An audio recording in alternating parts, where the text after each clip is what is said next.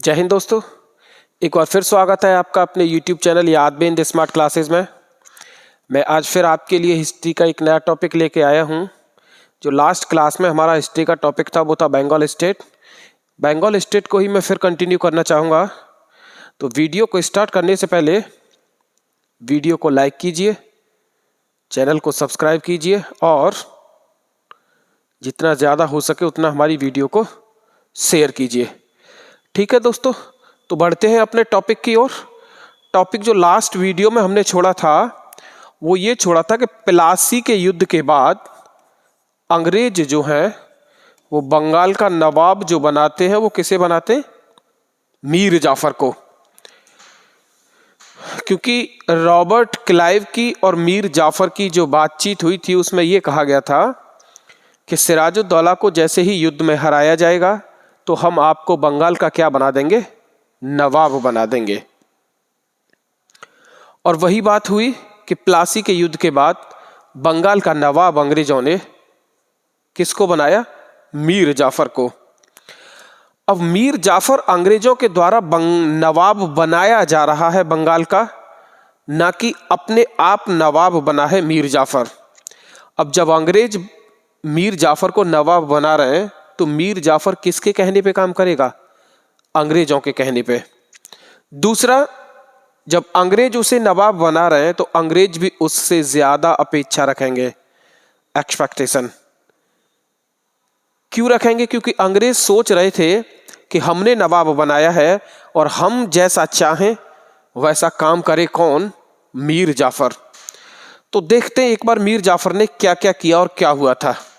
पहला, मीर जाफर जब बंगाल का नवाब बना तो इस मीर जाफर ने अंग्रेजों को 24 गांव दे दिए। 24 गांव का मतलब यह है कि 24 गांव की जो जमीन थी वह अंग्रेजों को दे दी, जो कि एक बहुत ही ज्यादा उपजाऊ भूमि थी। और अंग्रेज इन 24 गांव की जमीन से सालाना हर साल लगभग 4 से 5 लाख रुपए कमाया करते थे। दूसरा, जमीन ले ली 24 गांव की अंग्रेजों ने। उसके बाद अंग्रेजों की जो अपेक्षा थी वो मीर जाफर से बहुत ज्यादा थी और अंग्रेज बार बार मीर जाफर से क्या कर रहे थे? पैसा मांगने के लिए आ जाते।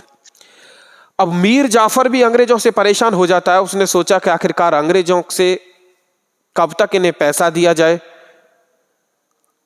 दूसरा, अंग्रेज एक काम और करने लग गए थे कि प्लासी के युद्ध के बाद अंग्रेजों को पता चला कि यहाँ का जो नवाब था वो नवाब नहीं है और बंगाल का नवाब हमारे द्वारा बनाया गया है। तो अंग्रेज कमर्शियल के साथ साथ अब पॉलिटिकल, राजनीतिक हस्तक्षेप भी करने लग गए थे। क्यों? क्योंकि पहले तो वह व्यापार के लिए थे, उसके बाद उन्हें जब नवाब उनके द्वारा बनाया हुआ मिल गया तो बंगाल की राजनीति में भी अब हस्तक्षेप करने अंग्रेज लग जाते हैं। और जब हस्तक्षेप करने लग जाते हैं तो कुछ समय तक तो ये बातें सहन करता रहा मीर जाफर। लेकिन मीर जाफर ने भी सोचा कि क्यों न इन अंग्रेजों को एक दिन इस बंगाल से निकाला जाए, भगाया जाए। होता क्या है कि 1765 में बंगाल में जो गवर्नर हुआ करता था रॉबर्ट क्लाइव, उसका ट्रांसफर हो जाता है, वो चला जाता है। और आगे चल के अंग्रेजों के जो विरोधी थे बंगाल में दूसरे, चिनसुरा में जिनकी फैक्ट्री थी, वह कौन थे? डच।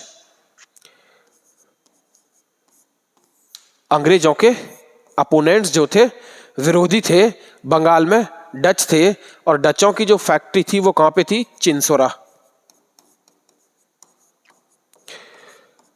अब होता क्या है कि ये डच भी अंग्रेजों को बंगाल से भगाना चाहते थे और उद्देश्य मीर जाफर का भी यही था दोस्तों। तो मीर जाफर ने क्या किया कि डचों के पास एक सेना है, तो मीर जाफर मिल जाता है किसके साथ? डचों के साथ। और डचों के साथ मिलने के बाद इसने बंगाल से अंग्रेजों को भगाने की एक प्लानिंग तैयार की। होता क्या है कि डचों का और अंग्रेजों का युद्ध होता है और वो युद्ध होता है 1759 में जिसे बोला जाता है द बैटल ऑफ बेदरा, बेदरा का युद्ध।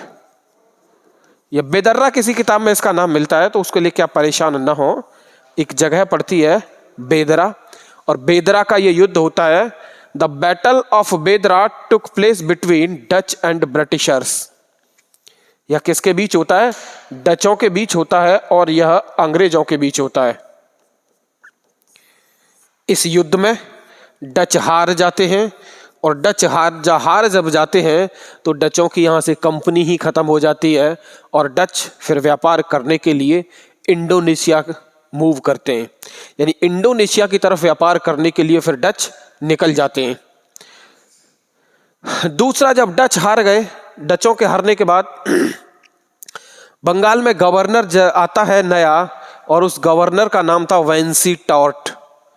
वेंसी टॉर्ट ने मीर जाफर से यह कहा कि क्यों रे, तुझे क्या जरूरत पड़ी थी डचों का साथ देने की?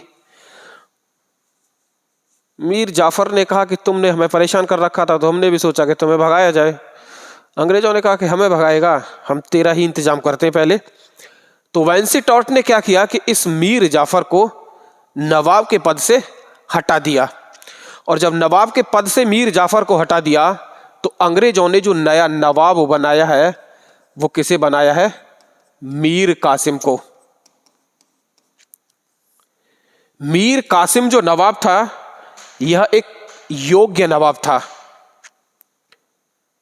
इसने सबसे पहले यह सोचा कि जितना हम अंग्रेजों से दूर रहेंगे उतना तो हम बंगाल में अपने प्रशासन को सही कर पाएंगे, दूसरा हम अपने आप को मजबूत कर पाएंगे। तो अंग्रेजों से दूर रहने के लिए इसने क्या क्या प्रयास किए, उस पर एक बार नजर डालते हैं।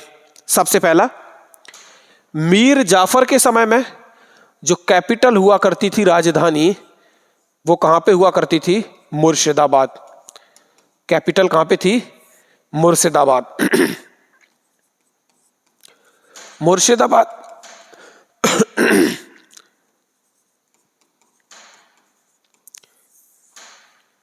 ढाका, मुर्शिदाबाद यहां राजधानी थी, ढाका में। इसके बाद मीर कासिम जब आता है तो मीर कासिम ने सोचा कि जो मुर्शिदाबाद है, ढाका, वहां पे अंग्रेजों का प्रभुत्व तो ज्यादा है, अंग्रेजों की नजर उस पर ज्यादा रहती है। तो उसने सोचा कि अंग्रेजों से दूर हटा जाए, और जब हम दूर रहेंगे तो हम अपने आप को मजबूत भी कर पाएंगे और अपना प्रशासन भी अच्छे से हम चला सकते हैं। तो इसने क्या किया कि मीर कासिम ने अपनी राजधानी मुर्शिदाबाद से हटा के अपनी कैपिटल को ये लेके आता है मुंगेर। कहां लेके आता है? मुंगेर। और मुंगेर कहां था? बिहार। दूसरा, इसने सोचा कि अंग्रेजों से बचा जाए। उसको बचने के लिए अंग्रेजों ने कहा कि जब हम तुझे मीर कासिम को नवाब बना रहे हैं, तो मीर कासिम से अंग्रेजों को भी उम्मीद थी, और उन उम्मीदों पे खरा भी उतरता है ये। क्यों? क्योंकि इसका दूसरा मतलब था और अंग्रेजों का मतलब दूसरा था। इसने कहा कि अंग्रेजों से बचा जाए। अंग्रेजों ने कहा कि हमें चाहिए 3 जिले, चटगांव, मिदनापुर और बर्धमान। ये 3 मीर जाफर ने तो दिए थे 24 गांव, और मीर कासिम ने अंग्रेजों को ये 3 जिले दे दिए कि आप अपना इन जिले में व्यापार कीजिए, लेकिन हमसे दूर रहिए, हमें अपना काम करने दीजिए। दूसरा, असम में एक जगह पड़ती है सिलहट। सिलहट में चूने के पत्थर का व्यापार बहुत ज्यादा था, और यहां से बहुत ज्यादा पैसा भी आता था। अंग्रेजों ने कहा कि हमें इसमें से भी कुछ चाहिए, तो मीर कासिम ने कहा कि आपको इसमें से भी दिया जाएगा। तो यहां इस चूने के व्यापार में कंपनी की जो हिस्सेदारी कर दी गई, वो कितनी कर दी गई? 50%। सिलहट में चूने के व्यापार में कंपनी की जो हिस्सेदारी है दोस्तों, वो कितनी दे दी गई? कंपनी को 50% दे दी गई। मतलब क्या है कि अंग्रेजों से बचा जाए, दूर रहा जाए।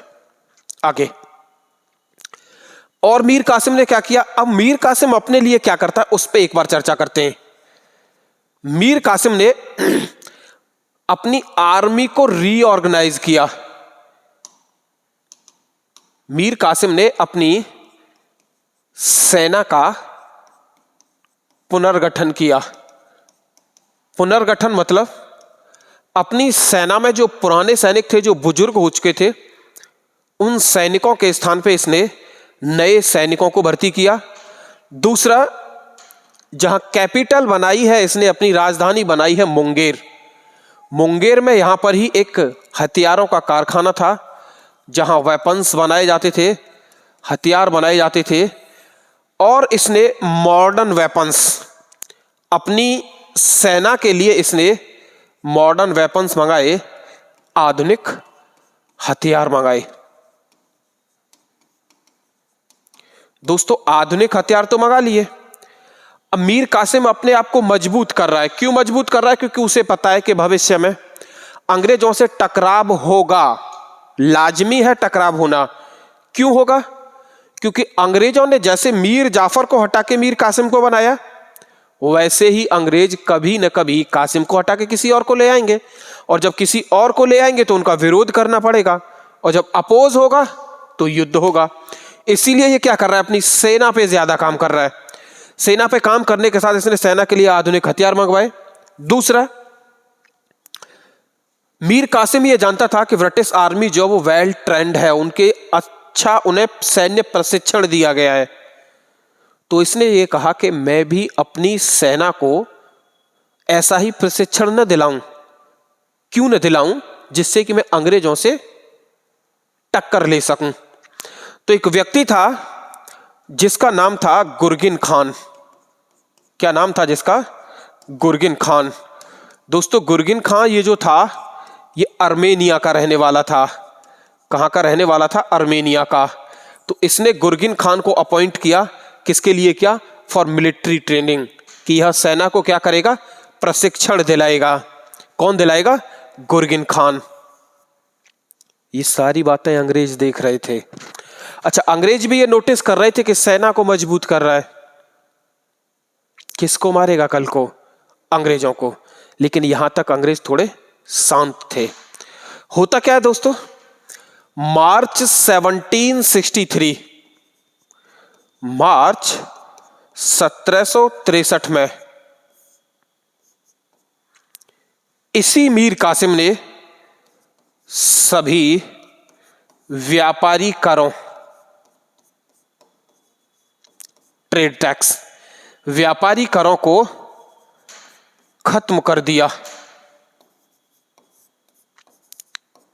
अब जब सभी व्यापारी करों को खत्म कर दिया तो इससे सबसे ज्यादा परेशानी और मिर्ची लगी किसको? अंग्रेजों को। क्यों? क्योंकि अंग्रेजों का जो रेवेन्यू आना था, जो पैसा अंग्रेजों के पास कर के रूप में आता था, वह आना बंद हो गया।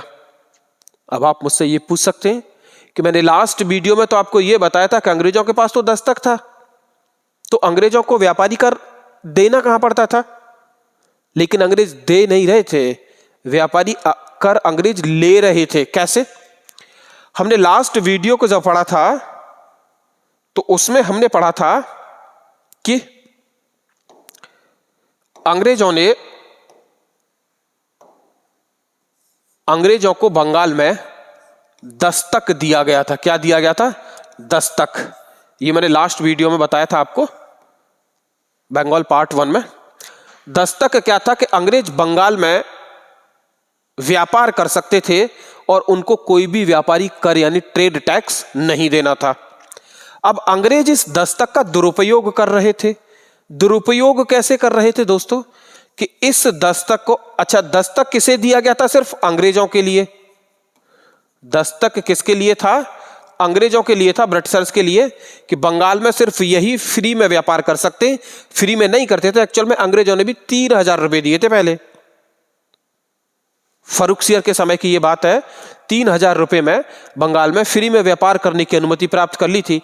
अब अंग्रेज करते क्या थे कि कोई भी भारतीय व्यापारी था और वह व्यापार कर रहा है तो उसने अगर सामान लिया कितना 100 किलो, तो 100 किलो पे जो टैक्स लगेगा वो कितना लगेगा 100 रुपए लगेगा। अब जब 100 रुपए टैक्स लगेगा तो अंग्रेज क्या करते थे कि हमारे इस दस्तक वाले कार्ड को भाई तू ले जा, और लेने के बाद तू क्या करेगा 100 रुपए लगेंगे तो 50 रुपए किसे दे दे, हमें दे दे। जबकि अगर कोई भारतीय व्यापारी कर देगा तो कर जाएगा किसके पास, कासिम के पास। लेकिन अब भारतीय व्यापारी भी व्यापार किसके द्वारा कर रहे हैं, दस्तक के द्वारा। तो मीर कासिम के पास राजस्व नहीं पहुंच पा रहा है। तो मीर कासिम ने कहा कि नाम भी मेरा हो रहा है, मेरे पास कर आ रहा है, तो क्यों न मैं इस सारे करों को क्या कर दूं, खत्म कर दूं, कि किसी से कोई कर नहीं लिया जाएगा।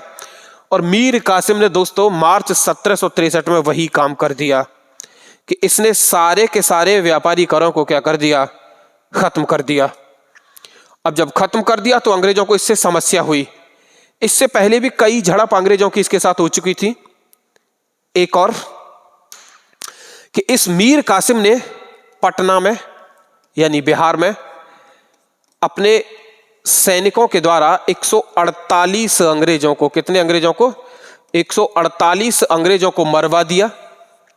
और जब 148 अंग्रेजों को मरवा दिया तो जाहिर सी बात है कि अंग्रेज इससे क्या थे, नाराज थे।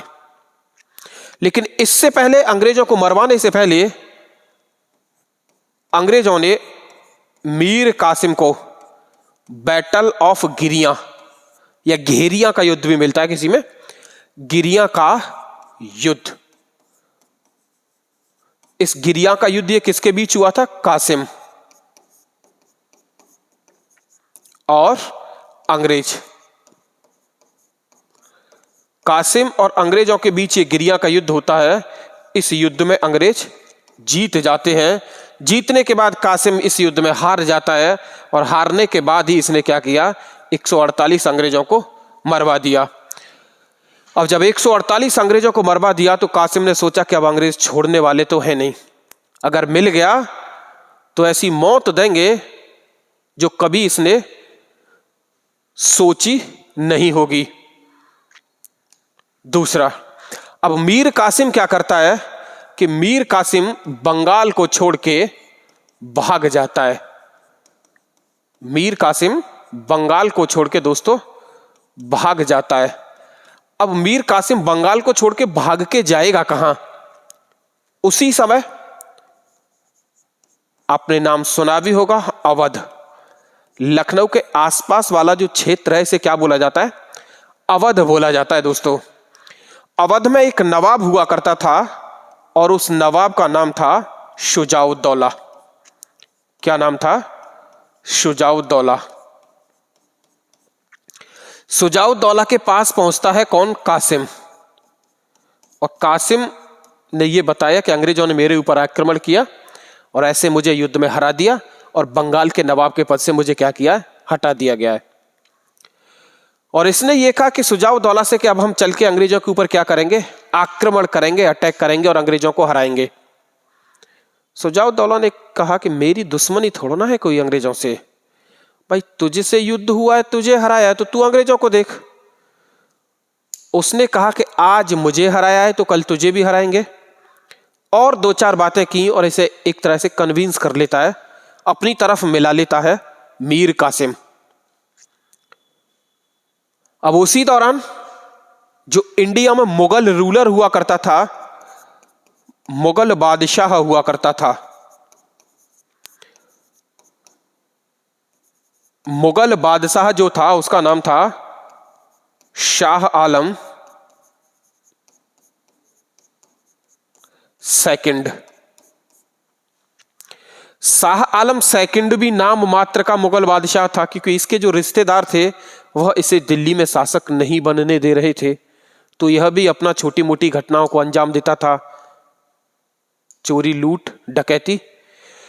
ऐसे करके शाह आलम भी इनके साथ जाके मिल जाता है। उन्होंने कहा कि अंग्रेजों से तो समस्या मुझे भी है, मैं भी अंग्रेजों से लड़ना चाहता हूं, मैं भी उनका सामना करना चाहता हूं, उन्हें भगाना चाहता हूं। तो ऐसे करके ये तीनों मिल जाते हैं और तीनों की संयुक्त सेना हो जाती है, एक जॉइंट आर्मी। अब जब तीनों की संयुक्त सेना हो जाती है दोस्तों, तो तीनों की संयुक्त सेना को लगभग बताया जाता है कि इनकी 50 से 60 हजार सेना तीनों की मिला के बन जाती है। 50 से 60,000 सेना, फिर ये कहां रुकने वाले थे? 50 से 60,000 सेना और 3 लोग मिल गए, एक बंगाल का नवाब, एक अवध का नवाब और एक भारत का मुगल शासक। अंग्रेजों को हराना है। हराने के लिए फिर आगे चल के एक युद्ध होता है और जिसे बोला जाता है बैटल ऑफ बक्सर। और बैटल ऑफ बक्सर कब होता है? 22 अक्टूबर 1764। बक्सर का युद्ध होता है 22 अक्टूबर 1764। बक्सर के युद्ध में दोस्तों अंग्रेजों की तरफ से कौन था? ब्रिटिश जो कमांडर था उसका नाम था हेक्टर मुनरो। उसका नाम क्या था? Hector Munro. दूसरा, जॉइंट आर्मी आ गई। जॉइंट आर्मी में कौन है दोस्तों? कासिम और शुजाउद्दौला।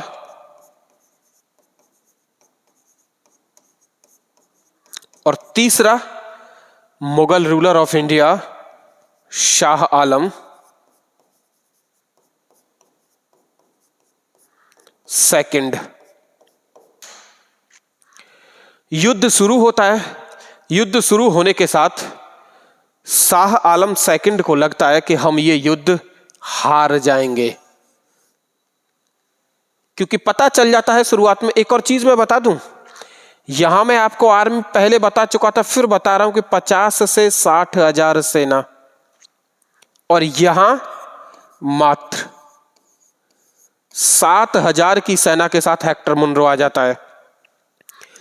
लेकिन फिर भी अंग्रेज क्या करते हैं? युद्ध को हार जाते हैं। जो युद्ध प्लासी में हुआ था, जिसके लिए यह कहा गया था कि वह उस युद्ध का निर्णय पहले ही आ चुका था, क्योंकि सिराजुद्दौला की सेनापति जो था मीर जाफर, वह अंग्रेजों से मिल चुका था। उसको यह बताया जाता कि वहां अंग्रेजों को ज्यादा मेहनत नहीं करनी पड़ी थी। लेकिन बक्सर के युद्ध में 1764 में अंग्रेजों की आर्मी स्ट्रांग थी, मजबूत थी। इस बात पर मोहर लगा दी गई। मोहर कैसे लगा दी गई? कि 7,000 की जो सेना है वह 50 से 60,000 सेना को हरा रही है। तो कहीं ना कहीं ये जो आर्मी थी वो वेल ट्रेंड थी, उसको एक उच्च प्रशिक्षण दिया गया था। शाह आलम को लगता है कि युद्ध नहीं जीत पाएंगे, शरण में पहुंच गया हेक्टर मुनरो की। गलती हो गई जो हमने आपके खिलाफ युद्ध लड़ा। मीर कासिम को भी लगने लगा दोस्तों कि अब ये युद्ध हम नहीं जीत पाएंगे। मीर कासिम युद्ध छोड़ के भाग जाता है। मीर कासिम युद्ध छोड़ के भाग जाता है और लगभग 1777, कब? 1717, लगभग 1777 के लगभग में इसकी मृत्यु जंगलों में घूमते हुए होती है। ये मिला नहीं था फिर अंग्रेजों को। शुजाउद्दौला था, इसे भी अंग्रेजों ने पकड़ लिया। अब इन दोनों को अंग्रेजों ने ले जाके बंद कर दिया इलाहाबाद के किले में।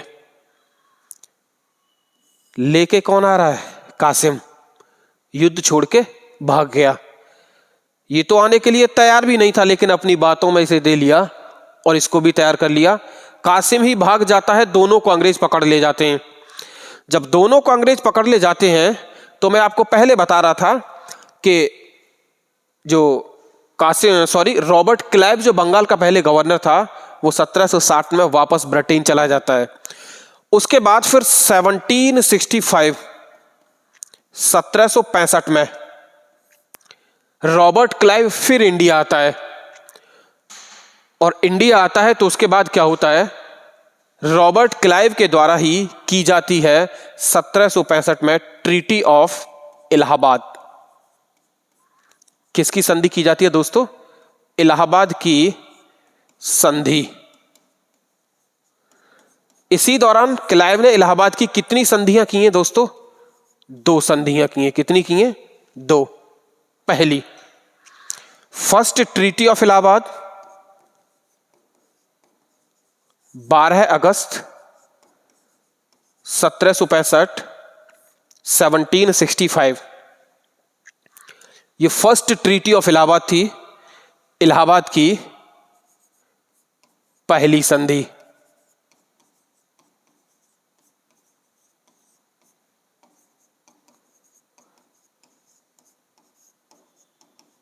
The first treaty of Allahabad took place between Robert Clive and Shah Alam second. Allahabad की जो पहली संधि होती है यह किसके बीच में होती है? Robert Clive and Shah Alam second.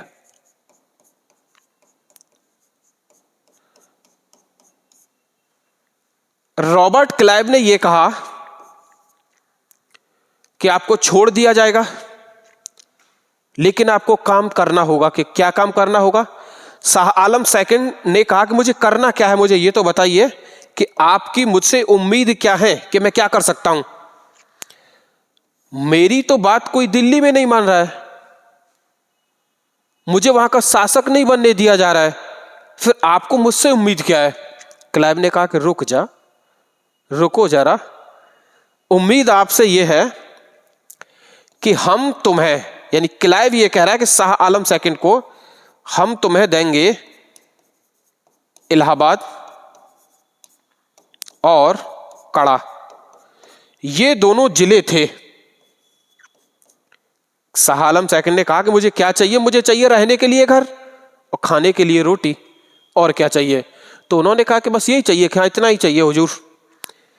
इतना ही चाहिए। तो क्लाइव ने यह कहा कि हम तुम्हें रहने के लिए तो इलाहाबाद देते हैं, दूसरा कड़ा देते हैं। ये दोनों उस समय जिले थे। शाह आलम सेकंड ने कहा कि इलाहाबाद और कड़ा आप कैसे दे सकते हैं? इलाहाबाद और कड़ा मुझे कैसे दे सकते हैं? इस पर जो नियंत्रण है वो किसका है? शुजाउद्दौला का। ये तो मेरे अंडर है ही नहीं है। दूसरा, तुम्हारा भी नियंत्रण इस पे नहीं है। किस पे? कड़ा पे और इलाहाबाद पे। तो तुम मुझे किसे दे दोगे? रुको जरा, अभी बताते हैं। उन्होंने कहा कि ये चाहिए कि जी मैं यहां पे रह सकता हूं। दूसरा, उसने कहा कि रहने के लिए दे दिया। खाने के लिए क्या करेंगे साहब? कि खाने के लिए हम तुझे 26 लाख रुपए पर ईयर प्रति साल देंगे।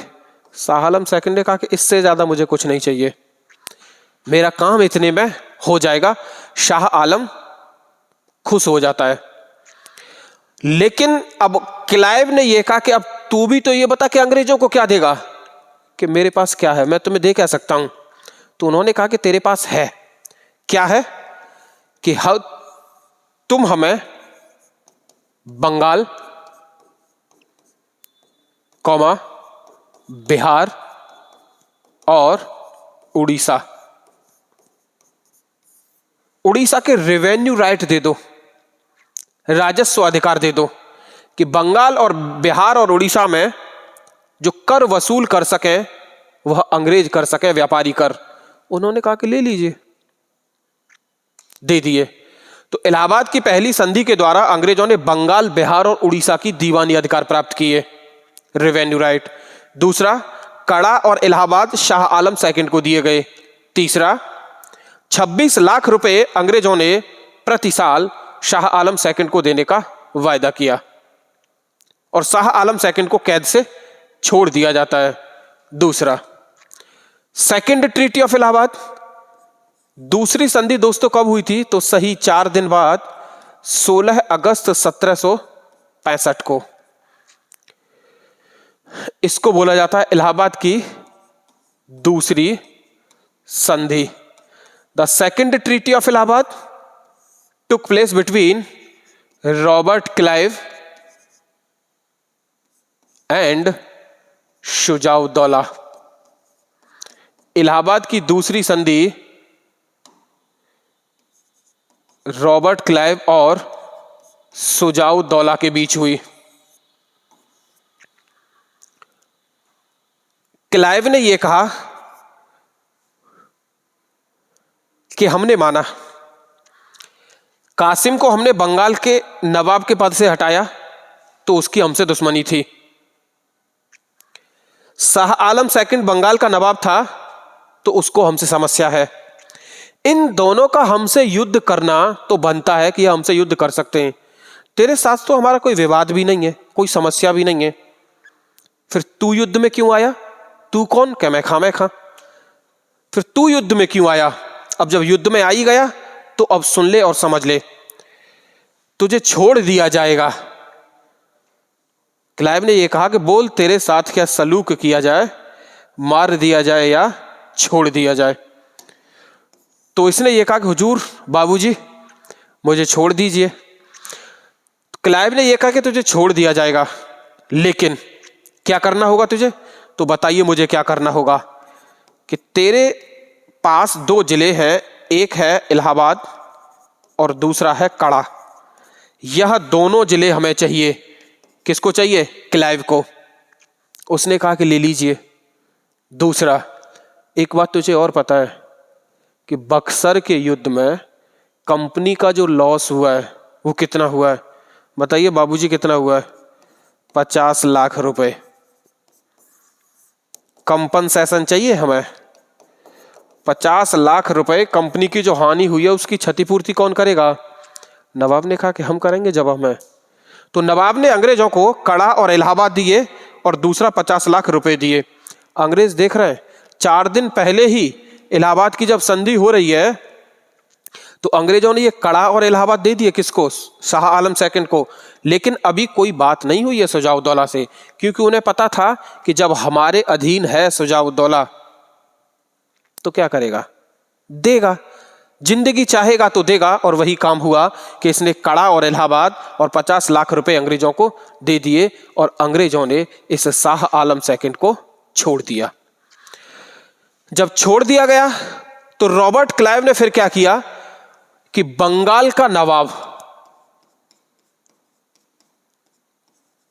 किसे बना दिया दोस्तों? फिर इस रॉबर्ट क्लाइव ने बंगाल का नवाब फिर से मीर जाफर को बना दिया। किसे बना दिया? मीर जाफर को। क्योंकि मीर जाफर को, ये याद रख लीजिए, पेपर में ये पूछा भी जा सकता है, मीर जाफर को जो बोला जाता है वो क्लाइव का गीदड़ बोला जाता है। Jackal of Robert Clive. क्योंकि पहले जब नवाब बनाया गया था ये तब भी क्लाइव ने बनाया था। अब दूसरी बार जब नवाब बनाया जा रहा है दोस्तों तब भी कौन बना रहा है इसे? Robert Clive. अब इसके बाद बंगाल में द्वैध शासन स्थापित हो जाता है। द्वैध शासन, डुअल गवर्नमेंट। कैसे? बंगाल में जो निजामत अधिकार था, निजामत का मतलब समझते दोस्तों एडमिनिस्ट्रेशन या प्रशासन समझ लीजिए समझने के लिए इसे। ये सारे अधिकार किसके पास थे? मीर जाफर के पास। दूसरा, बंगाल में जो रेवेन्यू राइट थे या जिन्हें बोला जाए दीवानी अधिकार, यानी कर जो वसूला जाएगा वो कर कौन वसूलेगा? अंग्रेज। तो एक तरह से मीर जाफर भी शासक है, दूसरी तरफ अंग्रेजों का भी शासन हो रहा है। तो ऐसे करके बंगाल में क्या हो जाता है? द्वैध शासन शुरू हो जाता है दोस्तों। ठीक है, तो आज इस टॉपिक को यहीं कंप्लीट करते हैं। इसके बाद नेक्स्ट टॉपिक आगे हम अगली वीडियो में लेके आएंगे। एक बार आपसे फिर बोलना चाहूंगा कि वीडियो को लाइक कीजिए, शेयर कीजिए और सब्सक्राइब कीजिए। आज के लिए इतना ही। जय हिंद, जय भारत।